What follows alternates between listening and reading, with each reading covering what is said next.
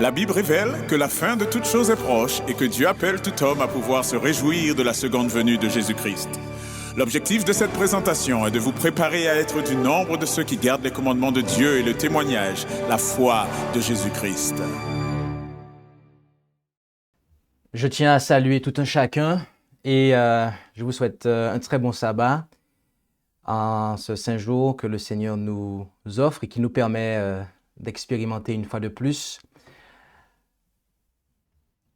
Il s'agira pour nous d'avoir une présentation et en réalité, nous allons faire deux présentations durant cette heure. Deux présentations qui seront certainement liées, mais qui seront deux présentations distinctes. Et la première présentation, eh bien, nous allons la commencer avec, avec un texte en particulier qui se trouve en... C'est un texte que l'on trouve en 1 Jean, au chapitre 3, au verset 4. Et là, nous lisons en 1 Jean 3, au verset 4, où il nous est dit « Quiconque pêche transgresse aussi la loi, car le péché est une transgression de la loi. » Ici, Osterwald nous dit que c'est une transgression, alors que quand on regarde dans la Louis II, qui traduit bien ce verset, elle dit que c'est la transgression de la loi. D'accord? Et le texte original grec est en accord avec cela. Donc le péché est la transgression de la loi. Maintenant, de quelle loi s'agit-il ici en fait? De quelle loi s'agit-il ici? Eh bien, il nous est dit, lorsque l'on considère la parole de Dieu, eh bien, nous comprenons qu'il s'agit des 10 commandements, en fait, qui est la loi morale, en fait. La loi même écrite par le doigt de Dieu. Et voyez-vous, il y a quelque chose, c'est que quand on considère le message des 3 anges, le 3e ange nous met en garde contre la réception de la marque de la bête. En Apocalypse 7, il y a de ceux qui prennent le sceau de Dieu au front, en fait, qui sont scellés. La marque de la bête est opposée au sceau de Dieu. Le sceau de Dieu, c'est l'observation de son saint sabbat, c'est l'instrument, et l'empreinte qui est laissée, qui est aussi le sceau, eh bien, c'est le caractère de Dieu. Avec la sanctification du dimanche, l'ennemi œuvrera pour que les hommes puissent prendre son caractère, le caractère de la bête, du diable en fait. Maintenant, j'aimerais que l'on considère un point particulier de cette loi en Exode, chapitre 20, au verset 13. Il nous est dit « Tu ne tueras point ». En fait, ici, dans le 6e commandement, il n'est pas question en réalité de tuer. C'est une traduction, on va dire, qui est imprécise, d'accord? Puisque cela impliquerait que quand on tue un moustique ou quand les sacrificateurs tuaient en fait les animaux, eh bien, ils étaient en train de transgresser ce commandement. Non. Ici, on parle en fait de meurtre, d'homicide. Tu ne commettras point de meurtre. Bien-aimés, j'aimerais vous poser une question. Y a-t-il dans votre église, l'église dans laquelle vous êtes membre, y a-t-il dans votre église, ou je pourrais dire, y a-t-il dans notre église, dans votre groupe, dans votre famille, dans votre société, qu'importe la façon dont vous l'appelez, famille, groupe, église, mission, conférence, etc. Y a-t-il des meurtriers en fait?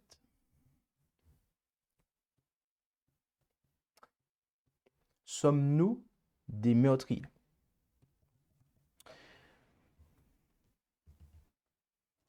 Rendons-nous en Jean 8, verset 42, et lisons jusqu'au verset 44. Jésus leur dit, « Si Dieu était votre Père, vous m'aimeriez. » Ok?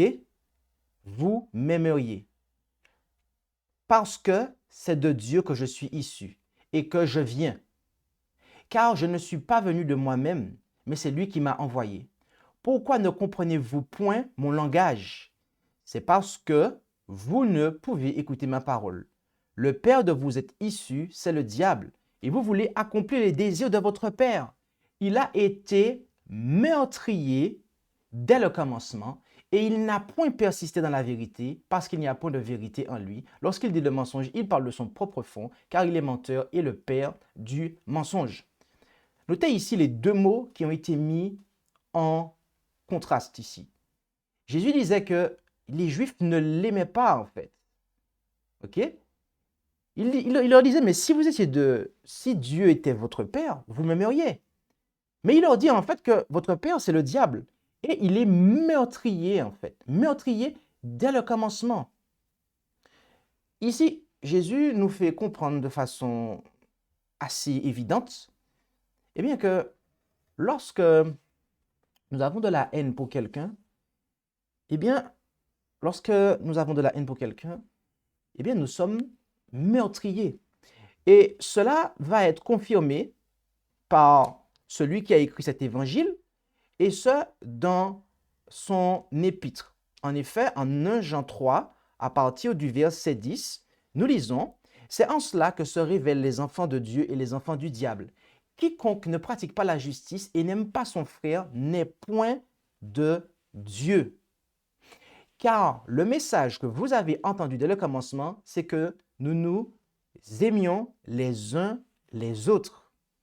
Ne faisons point comme Caïn qui était du malin et qui tua son frère. » D'accord? OK? Et pourquoi le tua-t-il? Parce que ses œuvres étaient mauvaises et que celles de son frère étaient justes. Frères, ne vous étonnez point si le monde vous hait. Quand nous aimons nos frères, nous connaissons que nous sommes passés de la mort à la vie. Notez bien cela. Quand on aime, on sait qu'on est passé de la mort à la vie. J'ai une question arrivée à ce stade-là, en fait. Après, il dit, celui qui n'aime pas son frère demeure dans la mort. Lorsqu'on est baptisé, en fait, on fait mourir le vieil homme pour ressusciter en nouveauté de vie, en fait. D'accord? Donc, on passe d'une mort spirituelle à une résurrection spirituelle. OK? Voilà de quoi il s'agit, en fait. Ça veut dire que quand on est baptisé dans la vérité présente, quand on est baptisé et que la vérité est présente en nous, donc Jésus-Christ est présent en nous, en fait, on ne peut pas en fait conserver de mauvais sentiments envers nos frères. Au verset 15, il est dit, « Quiconque hait son frère est un meurtrier. » Quiconque, sans distinction aucune. Quiconque hait son frère est un meurtrier. Et vous savez qu'aucun meurtrier n'a la vie éternelle demeurant en lui. Nous avons connu la charité en ce qu'il a donné sa vie pour nous. Nous aussi, nous devons donner notre vie pour nos frères. Il y a certaines personnes qui pourraient dire, oui, mais comment on peut savoir en fait que je n'aime pas mon frère? Je veux dire, on peut le dire hypocritement en fait. Moi, je sais que je n'aime pas telle ou telle personne en fait. Mais comment toi, tu peux le savoir? Est-ce que les gens qui sont en face de moi, des membres d'église, des frères et sœurs, est-ce qu'ils peuvent le savoir et venir me dire tu n'aimes pas en fait? Oui, ça on peut le savoir en fait. On peut le savoir. Est-ce que tu peux donner ta vie en fait pour ton frère ou ta sœur? Jésus l'a dit en fait en Jean 15. Il n'y a pas de plus grand amour que de donner sa vie pour ses amis en fait. Verset 17. Or celui qui aurait des biens de ce monde et qui, voyant son frère dans le besoin, lui fermerait ses entrailles, comment l'amour de Dieu demeurerait-il en lui? Mes petits enfants, n'aimons pas de parole, ni de langue, mais en action et en vérité. Oui, on peut dire qu'on aime, on peut professer qu'on aime quelqu'un, mais dans nos actions, en fait, cela est totalement en fait, inexistant et néant, en fait. Donc cela se voit. On reconnaît l'arbre à ses fruits, en fait. Donc, on a beau parler, on a beau dire que non, mais j'aime cette personne, il n'y a pas de problème. Mais par mes actions, par mon comportement, en fait, je vais dire, toutes les personnes qui sont objectives et qui observent calmement la situation voient en fait que je n'aime pas cette personne, en fait. Et je peux essayer de cacher, je peux essayer de dire non, mais c'est pas vrai, je l'aime, je n'ai pas de problème avec cette personne. Les actes parlent plus que mes paroles, en fait. Car c'est en cela que nous connaissons que nous sommes de la vérité et que nous assurerons nos cœurs devant lui. Car si notre cœur nous condamne, Dieu est plus grand que notre cœur et il connaît toutes choses. Bien-aimés, si notre cœur ne nous condamne point, nous avons de l'assurance devant Dieu. Et quoi que nous demandions, nous le recevons de lui parce que nous gardons ses commandements et que nous faisons ce qui lui est agréable. Et c'est ici son commandement que nous croyons au nom de son Fils Jésus-Christ et que nous nous aimions les uns les autres comme il nous l'a commandé. Celui qui garde ses commandements demeure en Dieu et Dieu demeure en lui. Et nous connaissons qu'il demeure en nous par l'Esprit qu'il nous a donné. Bien-aimés, en Romains 13, verset 8, il nous est dit, ne devez rien à personne. Ne devez rien à personne. On ne doit rien à personne. On ne doit pas avoir de dette envers quiconque. On ne doit avoir de dette envers quiconque, de dette financière envers quiconque, de dette en quoi que ce soit envers quiconque. On doit faire en sorte d'être quitte, en fait. Et par contre, il y a un point, bien aimé, sous lequel on ne pourra jamais, en fait, enlever la dette. Il y a une dette, en fait, qu'on ne pourra jamais enlever envers autrui. Et on ne pourra jamais être quitte de cela, en fait. Ne devez rien à personne, si ce n'est de vous aimer les uns les autres. Car celui qui aime les autres a accompli la loi. Donc, ça veut dire que lorsque j'aime, eh bien, j'accomplis la loi. J'accomplis la loi. La loi qui me dit, en fait, tu ne commettras point de meurtre. Ok? Tu ne tueras point, autrement dit, tu ne commettras point de meurtre. Eh bien, j'accomplis cette loi, en fait.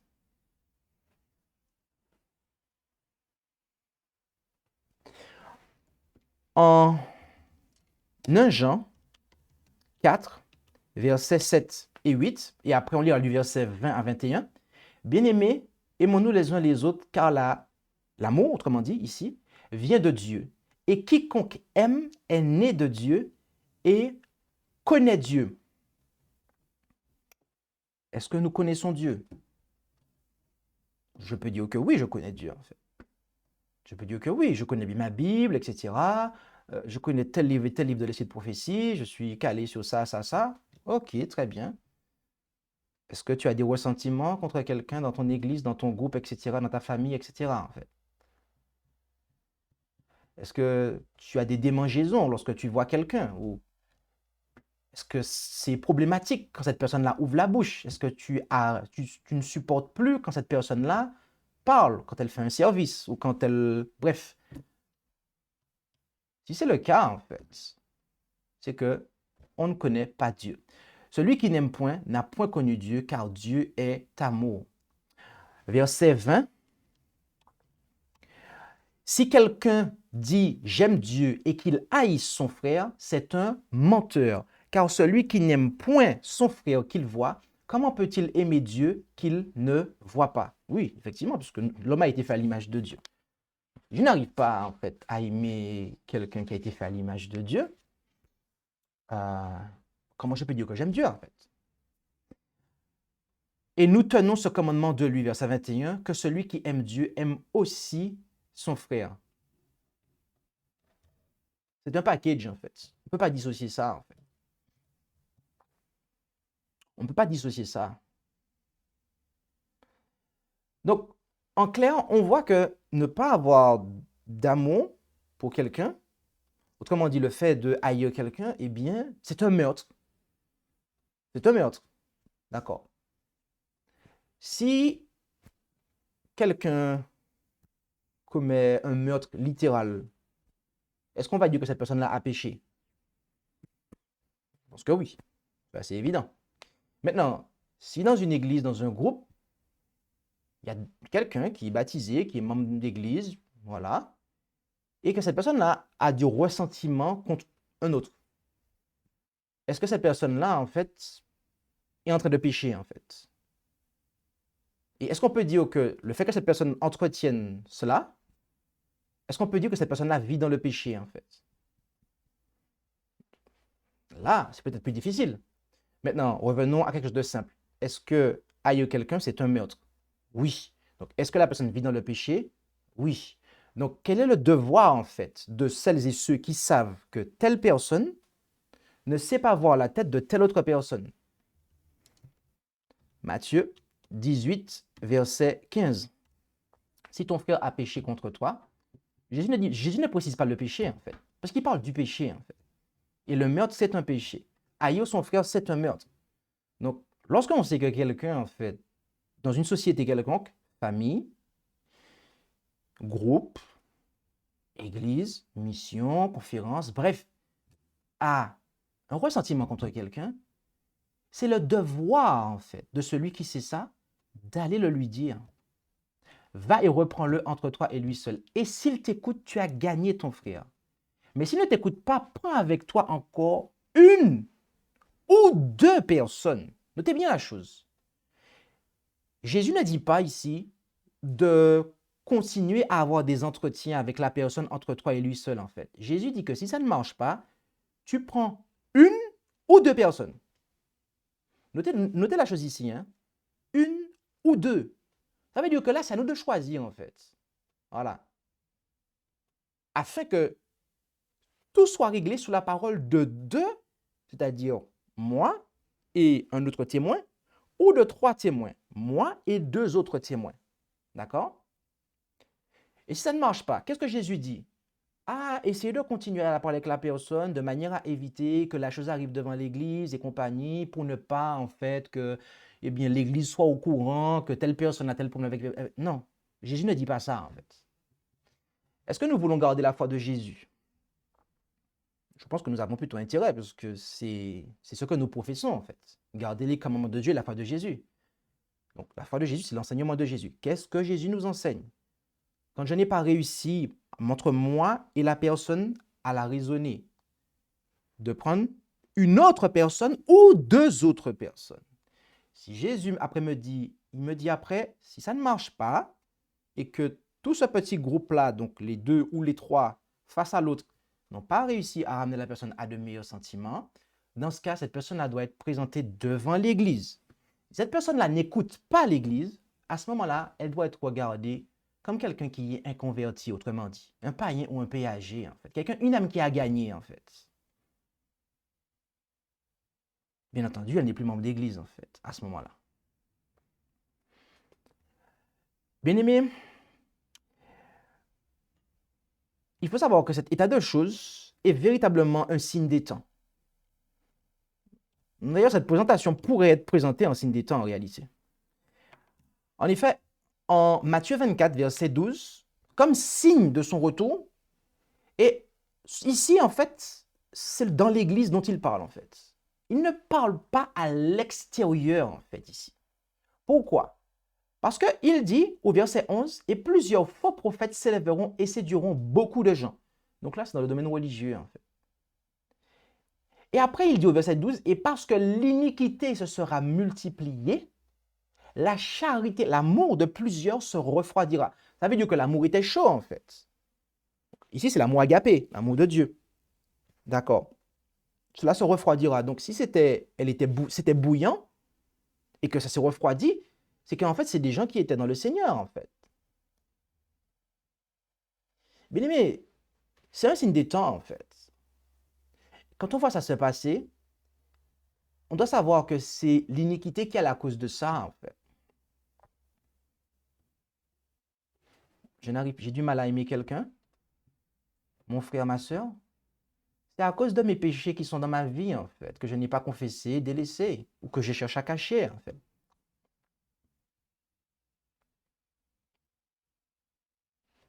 Parce que l'iniquité se sera multipliée, la charité de plusieurs se refroidira, en fait. C'est lié, en fait. Lorsqu'on voit une absence de charité, d'amour de Dieu dans l'Église, dans le groupe, dans la société, qualifiez-la comme vous voulez, en fait, c'est parce qu'il y a le péché dans ça, en fait. D'ailleurs, le manque de charité, le manque d'amour qui laisse place à la haine, c'est un péché, c'est un meurtre, en fait. Maintenant, il y a quelque chose qu'il nous faut saisir. Et on a commencé tout à l'heure en liant ça au message du troisième ange. Le sceau de Dieu, la marque de la bête. OK? Ordonnons en Ézéchiel. En Ézéchiel 9. Oula, pasteur, où tu nous emmènes là? C'est quoi le rapport? Oh oui, il y a un rapport.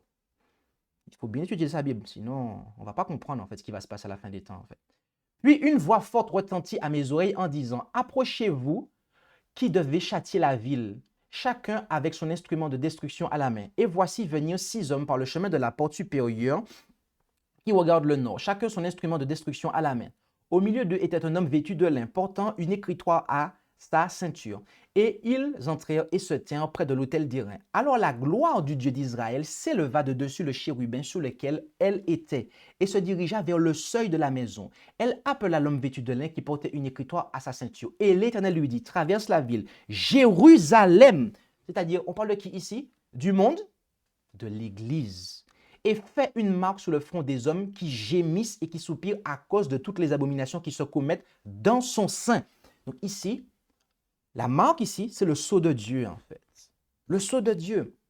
Et notez ici de quoi on parle. On dit que le sceau est apposé sur ceux qui gémissent et soupirent à cause de toutes les abominations qui se commettent dans son sein. OK? Mais de quoi? Qu'est-ce qui est impliqué dans ça en fait? Effectivement, il faut étudier le chapitre 8. OK? Pasteur Allen Stump a fait de belles présentations sur ça, en fait, que je vous invite à considérer. Mais j'aimerais attirer votre attention sur un élément, en fait, qu'on a peut-être omis. Verset 5. Puis il dit aux autres, de manière que je l'entendis, passez par la ville après lui et frappez, que votre œil n'épargne personne et n'ayez point de compassion. Tiens, pourquoi, en fait, ils ne doivent pas avoir de compassion pour ces gens-là? C'est bizarre, ça ressemble, c'est bizarre. Continuons à lire. Vieillards, jeunes gens, vierges, femmes et enfants, tuez-les tous jusqu'à extermination. Mais n'approchez pas de quiconque portera la marque et commencez par mon sanctuaire. Ah, ils doivent commencer par le sanctuaire en fait. Ils doivent commencer par le sanctuaire. C'est-à-dire, ils commencèrent donc par les anciens qui étaient devant la maison. Notez ça, ils ont commencé par les anciens en fait. La raison pour laquelle ils ont commencé par les anciens, c'est peut-être parce qu'en fait, il y a eu de ces anciens-là qui ont participé en fait à ça. Qui ont cautionné ça en fait, qui n'ont pas ouvert leur bouche, qui n'ont pas dénoncé ce qui se passait en fait. De manière à pouvoir ne pas créer de remous, de manière à, à contenter tout le monde. Peut-être qu'ils voulaient être bien vus, conserver leurs fonctions, leurs postes, leurs créances, et puis ils ont fermé leur bouche. Voilà, bref, de vrais petits infidèles. Et il leur dit, profanez la maison et remplissez les parvis de gens tués. Sortez. Alors ils sortirent et frappèrent dans toute la ville. Or, comme ils frappaient, et que je restais encore, je tombais sur ma face et criais, « Ah! Seigneur éternel, veux-tu détruire tout le reste d'Israël en répandant ta fureur sur Jérusalem? » Notez ici quelque chose. C'est qu'il parle du reste d'Israël.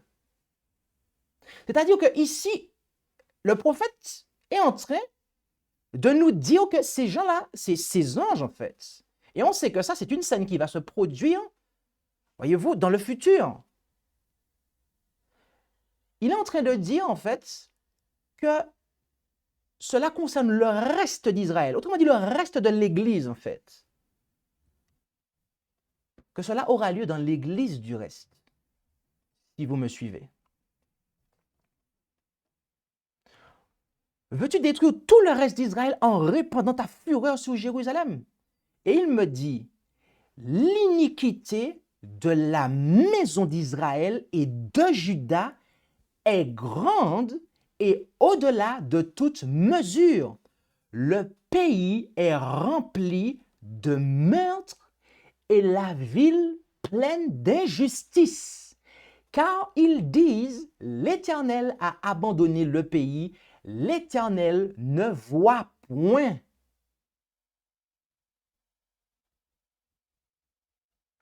Notez ici en fait, qu'est-ce qui avait lieu, en fait?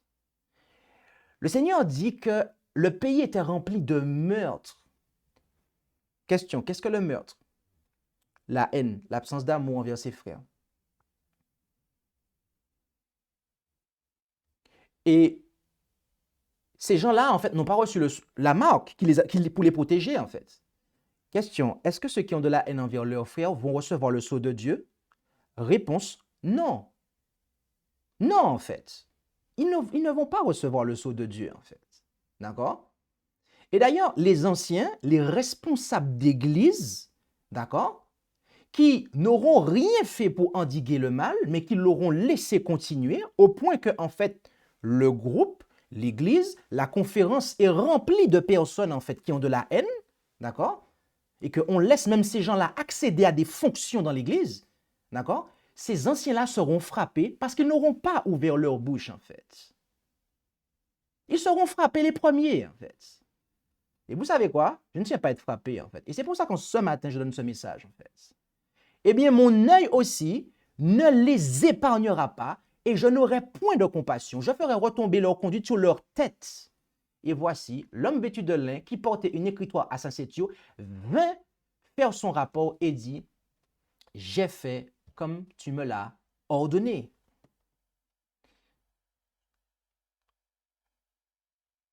Bien-aimé, j'ai une question à vous poser, arrivé à ce stade-là, parce que je pense que il devient assez évident, en fait, que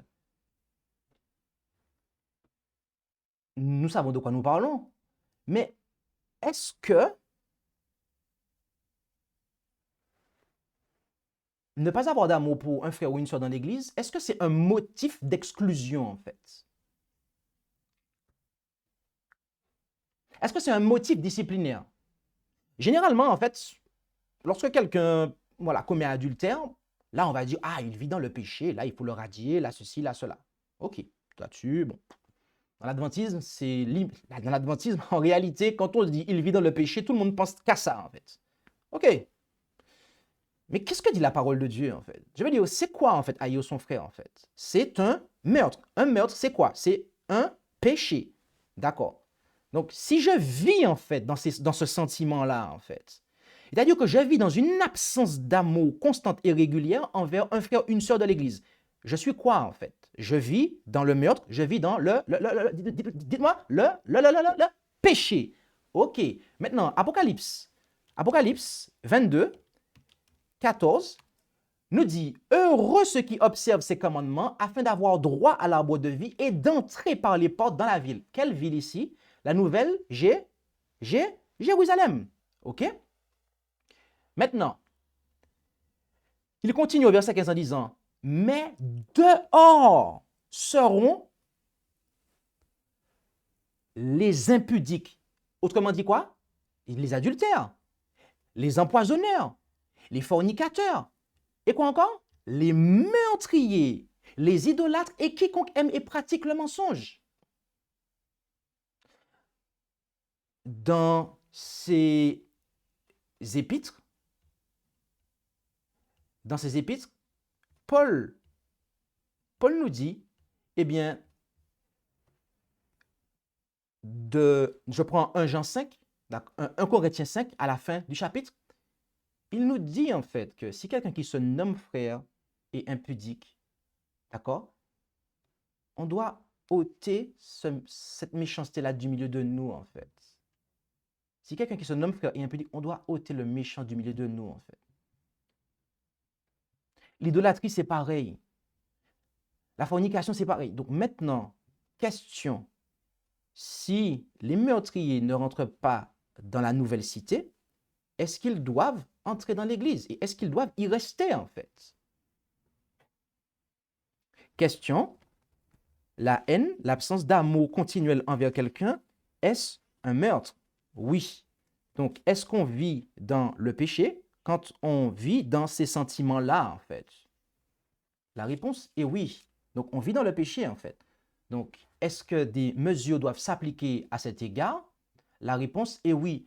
Oui, mais comment tu fais pour savoir que quelqu'un, en fait, n'aime pas quelqu'un, en fait? Qu'est-ce que dit Jésus? Vous les reconnaîtrez à leurs fruits, en fait. Ah bon? Comment ça? Oui, n'aimez point en parole, mais en action et en vérité, en fait.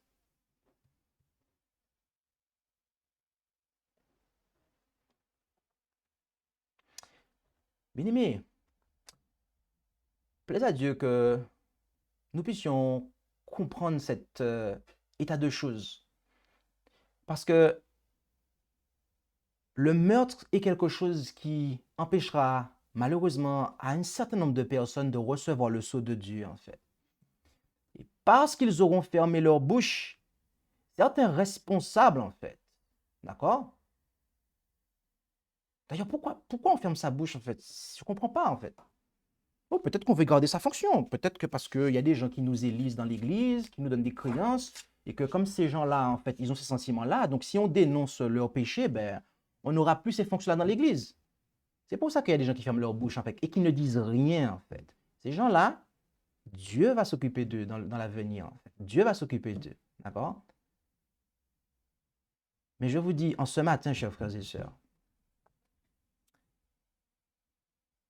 s'il advienne que ces choses-là soient au milieu de nous, et je dis si, mais malheureusement, j'ai fait un petit tour et je me rends compte que c'est des choses qui sont tristement présentes un petit peu partout, en fait.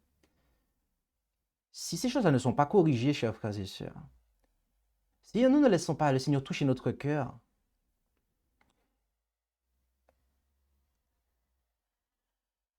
nous ne recevrons pas le sceau de Dieu, en fait.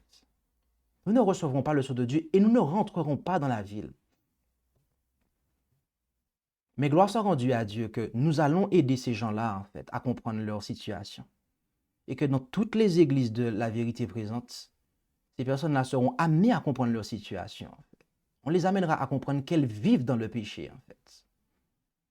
Et qu'elles doivent changer leur cœur, en fait. Prions. Prions. Notre Dieu, notre Père céleste, merci pour cette opportunité que tu nous offres de comprendre la gravité des mauvais sentiments envers autrui. Tu nous fais savoir que tu ne peux pas nous sceller en ayant de tels sentiments en nous. Alors que nous puissions, Seigneur, bannir de nos cœurs totalement tout cela et que tu puisses enfin apposer sur nous ton divin caractère et nous sceller afin que nous soyons avec toi jusque dans l'éternité. Bénis, Père Céleste, chacun d'entre nous et nous t'en prions au nom de Jésus. Amen. Merci d'avoir écouté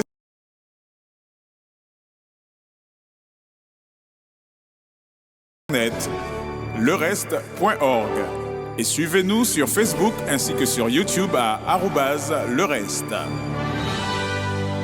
Vous pouvez aussi nous contacter par email à info@lereste.org ou par téléphone au +33 6 12 60 13 69.